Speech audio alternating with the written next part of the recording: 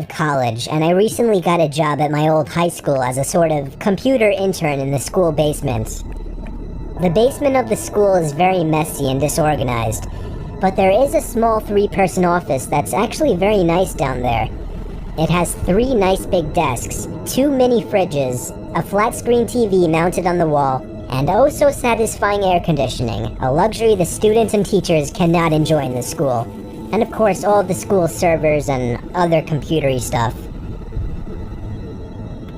I got the job because 3 of my old computer teachers flat out adored me.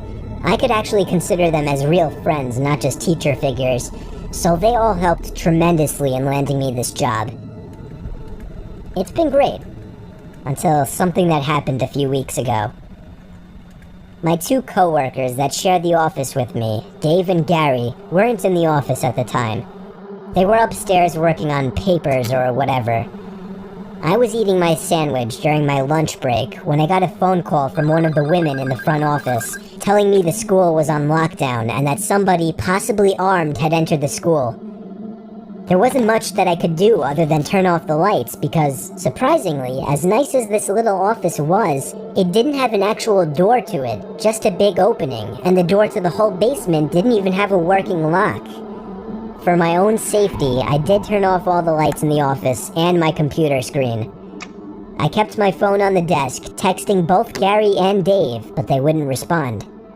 I sat down there in the dark, playing games on my phone for like 20 minutes, waiting for the call from up front to tell me to resume working. I had no idea what was happening. I couldn't hear what was going on upstairs from down here. But I was not allowed to make any calls until I was informed that the lockdown was over. Then, the noisy basement door opened.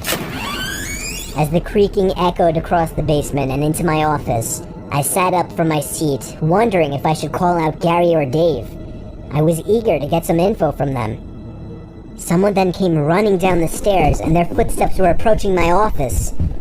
I pushed away my chair and crawled under my desk. Somebody entered the office, but did not turn on the lights. There was just silence. I can't even describe the fear I was experiencing.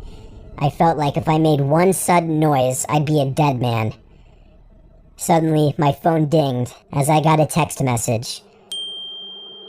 I felt my entire world shrivel up and die at that one moment, as I clenched my teeth in fear. Footsteps suddenly moved closer to me until I finally dove out from under the desk in capitulation, begging whoever it was not to kill me. And just then, someone grabbed my arm and pulled me up. It was some guy in a red plaid button-up, jeans, and a reddish-black cap. He told me, "It's okay, I'm just down here hiding with you." "What's going on up there?" I whispered to him. He kind of ignored my question and asked me if there's an exit down here. I told him, yeah, around that way. Before he could do anything else, I asked him, "Who are you?" There was a brief moment of silence. Before he started explaining he was coming in to pick up his son, when a teacher told him to hide. After his explanation, I checked my phone and saw the text I received was from Dave. It said, "Dude, this is fucking crazy. Some guy with a gun shot Mr. Buckley. He's wearing a red shirt and a hat. Whatever you do, don't come upstairs." I was about to reread that text out loud to the man, until I realized. I looked up, and felt my stomach sink. The man seemed to catch on to my suspicious stare. Panicking, all I could think to do was to run for the upstairs. A gunshot echoed through the basement, and I could hear the bullet ricochet off something metal in the darkness. But thank God the bullet missed me, and I made it upstairs. Fortunately, police were waiting at all exits, including the basement exit, and caught the man the second he opened the door. More good news, our teacher Mr. Buckley survived the gunshot. It was later determined that the man and Mr. Buckley had some beef for whatever reason, but that was never revealed. All we know is that Mr. Buckley couldn't have done anything that would have warranted this kind of reaction. And I know that the sound of that gunshot will forever echo in my mind.